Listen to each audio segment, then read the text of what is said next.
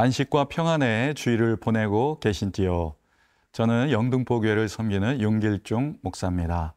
우리의 삶 속에 크고 작은 문제가 늘 생기고 풍랑이는 바다의 배처럼 흔들리는 삶의 연속이지만 오늘도 우리와 함께 하시는 임마누엘의 하나님을 바라보기 원합니다. 날마다 생명의 말씀으로 우리의 영혼을 소생시키시고 푸른 초장과 실만한 물가로 인도하시는 하나님을 바라며 말씀 앞으로 나아가겠습니다. 열왕기하 19장 1절로 13절 말씀입니다. 열왕기하 19장 1절에서 13절 말씀입니다. 히스기야 왕이 듣고 그 옷을 찢고 굵은 배를 두르고 여호와의 전에 들어가서 왕궁의 책임자인 엘리야김과 서기관 셈나와 제사장 중 장로들에게 굵은 배를 돌려서 아모스의 아들 선지자 이사야에게로 보내매 그들이 이사야에게 이르되 히스기야의 말씀이 오늘은 환난과 징벌과 모욕의 날이라 아이를 낳을 때가 되었으나 해산할 힘이 없도다. 랍사게가 그의 주 아수르 왕이 보냄을 받고 와서 살아계신 하나님을 비방하였으니 당신의 하나님 여호와께서 혹시 그의 말을 들으셨을지라. 당신의 하나님 여호와께서 그 들으신 말 때문에 꾸짖으실 듯하니 당신은 이 남아있는 자들을 위하여 기도하소서 하더이다 하니라.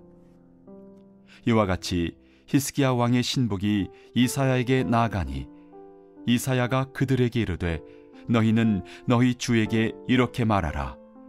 여호와의 말씀이 너는 아수르 왕의 신복에게 들은 바 나를 모욕하는 말 때문에 두려워하지 말라. 내가 한 영을 그의 속에 두어 그로 소문을 듣고 그의 본국으로 돌아가게 하고 또 그의 본국에서 그에게 칼에 죽게 하리라 하셨느니라 하더라. 랍사게가 돌아가다가 아수르 왕이 이미 라게스에서 떠났담을 듣고 림나로 가서 아수르 왕을 만났으니 왕이 거기서 림나와 싸우는 중이더라. 아수르 왕은 구스 왕 디르하가가 당신과 싸우고자 나왔담을 듣고 다시 히스기야에게 사자를 보내며 이르되 너희는 유다의 왕 히스기야에게 이같이 말하여 이르기를 네가 믿는 네 하나님이 예루살렘을 아수르 왕의 손에 넘기지 아니하겠다 하는 말에 속지 말라. 아수르의 여러 왕이 여러 나라에 행한 바 진멸한 일을 네가 들었나니 네가 어찌 구원을 얻겠느냐. 내 조상들이 멸하신 여러 민족 곧 고산과 하란과 레셉과 들라살에 있는 에덴 족속을 그 나라들의 신들이 건졌느냐.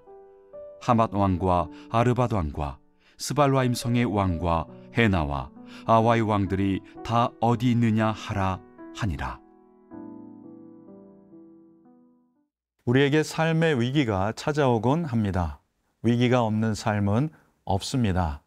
중요한 것은 그 위기 속에서도 낙심하지 않고 아버지 하나님을 신뢰하고 하나님을 붙드는 삶입니다. 히스기야는 국가적 위기를 맞이하게 됩니다. 아수르의 침입에 두려움을 갖게 됩니다. 하지만 거기에 아주 빠지지는 않고 이내 하나님의 도우심을 구하게 됩니다. 우상을 숭배하던 북이스라엘 왕들은 국가적 위기 때에 이방신을 찾고 또 동맹국을 찾았지만 하나님을 경외하는 히스기야 왕은 하나님 앞에 엎드려 하나님의 구원을 바라고 있습니다. 히스기야는 친이집트 반아수르를 지향했기에 인간적으로 보면 대제국 이집트에게 손을 내밀고 군사적 도움을 요청할 수 있었습니다. 그러나 그는 그렇게 하지 않습니다. 그는 하나님 앞에 나아가 엎드리고 기도합니다. 두려움과 슬픔을 드러내는 옷을 찢고 굵은 배를 두릅니다. 왕궁의 모든 신하들도 굵은 배를 입히게 합니다. 삼겹줄은 쉽게 끊어지지 않습니다. 함께 기도를 나눌 기도의 짝, 기도의 공동체가 큰 도움이 되는 것입니다. 그는 또한 하나님의 사람 이사야에게 보내 지금의 심정을 토로하며 기도를 부탁합니다. 선지자를 의지하는 참으로 겸손한 태도입니다. 3절 읽겠습니다. 그들이 이사야에게 이르되 히스기야의 말씀이 오늘은 환난과 징벌과 모욕의 날이라 아이를 낳을 때가 되었으나 해산할 힘이 없도다. 아이를 낳을 때가 되었으나 해산할 힘이 없도다라는 말은 출산 때 거의 머리가 보일 정도로 아기가 나왔지만 해산할 힘이 없는 산모가 너무나 힘이 없는 나머지 아기가 못 나오고 있다는 이 말입니다. 산모 아이 모두 위험한 상황입니다. 지금 이러한 위험스러운 상황이 예루살렘이 처한 현실입니다. 하나님은 히스기야의 기도를 들으셨고 그에게 응답하셨습니다.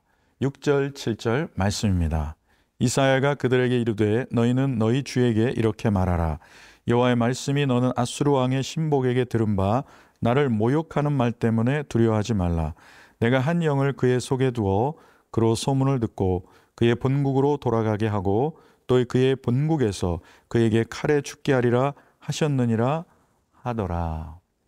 하나님은 두려워하지 말라고 먼저 위로를 하십니다. 하나님은 영혼의 위로자이십니다. 하나님을 모욕하는 아수르 왕을 친히 다루시겠다고 또 말씀하십니다. 그 방법도 알려주십니다. 거짓말하는 영, 즉 거짓 소문이 바닥에 퍼지게 해서 자기 나라로 실망하여 돌아가게 만들겠다는 그런 말씀입니다. 내가 일하면 남도 일하고 내가 기도하면 하나님이 일하신다는 말을 늘 기억해야 합니다. 삶의 어떤 위기라도 그 위기는 하나님의 축복 아래에 있음을 믿으시기 바랍니다. 하나님의 건져주심 바라며 하나님의 도와주심을 바라며 기도할 때 하나님은 역사하십니다. 시편 46편 10절 말씀 너희는 가만히 있어 내가 하나님 됨을 알지어다. 우리의 작은 신음에도 응답하시는 하나님, 그 하나님의 역사를 경험하는 하루가 되시길 축복합니다.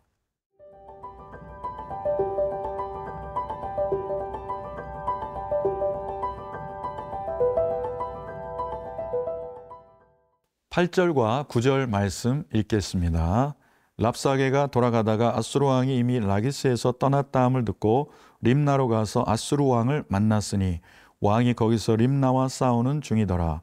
아수르 왕은 구스 왕 디르하가가 당신과 싸우고자 나왔다함을 듣고 다시 히스기야에게 사자를 보내며 이르되.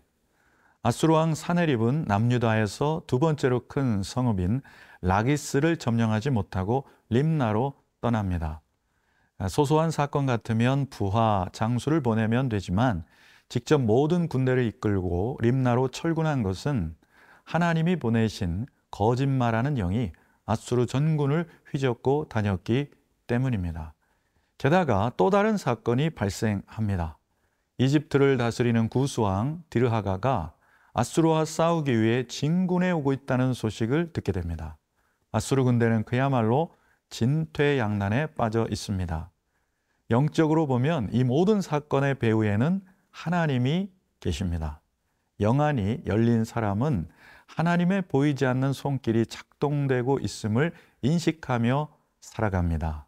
그러나 하나님에 대해 무지하고 교만하여 허세로 가득 찬 아수르 왕 사네립은 불리한 전세에도 불구하고 무모하게 협박하면서 유다와 구스가 아수르를 협공해서 공격한다면 이번에는 아예 유다를 진멸하겠다고 종이 호랑이처럼 으름장을 놓게 됩니다. 히스기야 왕과 유다를 겁박하고 이사야 선지자의 예언을 부정하며 자신이 점령한 지역들과 왕들을 나열하면서 그 나라의 무능력한 신들과 나라를 조롱하고 있습니다. 그동안 연전연승을 하면서 아마도 아수르 왕은 대제국을 이룬 그런 성취와 업적을 자랑했을 것입니다. 이러면서 점점 분별력을 잃어가고 아나무인의 사람이 된 것입니다. 사람은 일이 안 될 때보다 잘 될 때가 더 위험합니다. 자만심이 어느덧 들어와서 자기가 하는 일마다 잘 될 것이라고 착각을 하게 됩니다. 그러다가 점점 하나님 없이도 잘 살 수 있다, 나 홀로 살아갈 수 있다 하는 지경에까지 이릅니다. 그러면 영적 불감증에 빠지게 되는 것이죠. 결국 아수르 왕의 미리 보는 최후는 어떻습니까? 자신의 군대를 잃어버리고 겨우 목숨을 부지하고 고국에 돌아가 비참한 최후를 맞이하게 됩니다. 하나님을 대적하는 사람의 최후는 모두 이와 같습니다.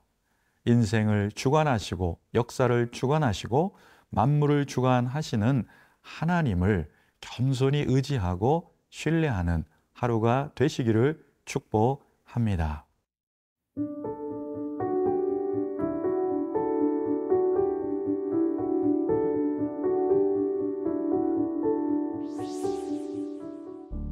삶의 위기 속에서 절망하고 낙심될 때가 많습니다. 그때마다 우리의 궁극적 도움이신 하나님을 의지하고 바라며 살게 하옵소서.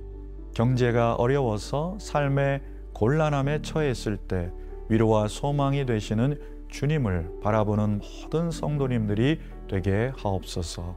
기도할 때마다 보이지 않는 손으로 일하시는 하나님을 전적으로 신뢰하게 하옵소서. 이 눈에 아무 증거 아니 배워도 이미 얻은 증거가 있기에 믿음의 길을 올곧게 걷게 하옵소서. 인생의 주권자 되시는 예수님의 이름으로 기도드립니다. 아멘.